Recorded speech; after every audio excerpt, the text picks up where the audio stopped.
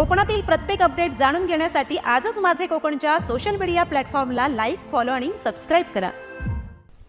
रत्नागिरीतील खेड तालुक्यामधील मोरणी शिंदी रस्ता हा कांदाटी विभागासाठी अत्यंत महत्त्वाचा असून अनेक वर्षे या रस्त्याला परवानगीसाठी प्रयत्न करत अनेक पिढ्या गमावल्या गेल्या. त्यानंतर उपमुख्यमंत्री एकनाथजी शिंदे यांच्या मार्गदर्शनाखाली स्थानिक तरुणांच्या पाठपुराव्याने केंद्र शासनाची 11 मे 2023 व महाराष्ट्र शासनाची 22 मे 2024 रोजी या रस्त्याला परवानगी मिळाली असून बांधकाम विभागाने वन विभागाला दिलेली जमीन फॉरेस्टच्या नावे करणे व वन विभागाचे पैसे व महत्त्वाच्या अटी शर्ती पूर्ण करणे बांधकाम विभागाचे काम असून ते परमिशन मिळून 8 महिने झाले तरी बांधकाम विभागाने ते पूर्ण न केल्यामुळे काम चालू होण्यास अडथळा येत आहे. येथील स्थानिक रहिवाशांना एखादा पेशंटला दवाखान्यामध्ये न्यायचं म्हटलं तर त्या ठिकाणी रस्त्याची अवस्था बघून कोणताही गाडीवाला तयार होत नाही आणि गाडी मिळाली तर ते पेशंट गाडीमध्ये दगावले जाईल अशी अवस्था आहे. तरी परमिशन मिळून 8 महिने ओलांडले तरी बांधकाम विभाग याच्यावरती का कार्यवाही करत नाही? मिळालेली परमिशन याचा कालावधी संपण्याची वाट बांधकाम विभाग बघतोय का असा प्रश्न स्थानिक रहिवाशांना पडलेला आहे. याला जबाबदार कोण?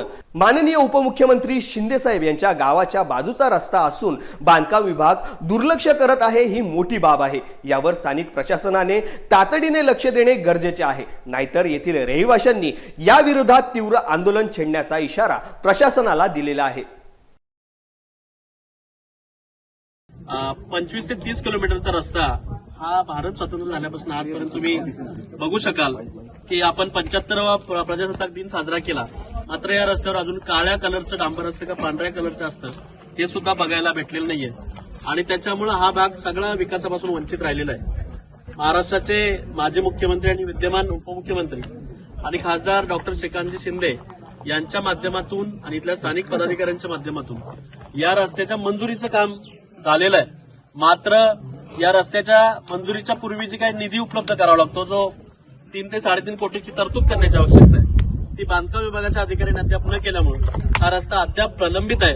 इथल्या सगळ्या ग्रामस्थांची मागणी आहे की जर का हा रस्ता आपण येत्या 15 दिवसामध्ये सुरू केला नाहीत तर निश्चित स्वरूपामध्ये आम्ही आंदोलन करण्याच्या पवित्र्यामध्ये आहोत आणि त्यासाठी लागणारा जो निधी आहे तो जरी 3-3.5 कोटी असला तरी महाराष्ट्राचं कोयना धरण हे त्या धरणापासून मिळणारं उत्पन्न आणि या धरणामुळे महाराष्ट्राचा होणारा विकास हे पाहता इथं 3.5 कोटी काय 300 कोटी खर्च केले तरी आपल्याला वावगं ठरणार नाही.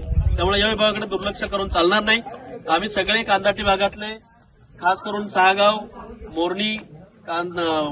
मोरणी तुमचं शिंदी, वलवण, चकदेव आणि आरव, म्हाळुंगे या 6 गावचे सगळे ग्रामस्थ आपल्याला या निमित्तानं विनंती करतो की आपण याकडे गांभीर्याने पाहाल आणि हा प्रश्न लवकरात लवकर मार्गी लावाल, अन्यथा आपल्याला सगळ्यांना आमच्या आंदोलनाला सामोरं जावं लागेल.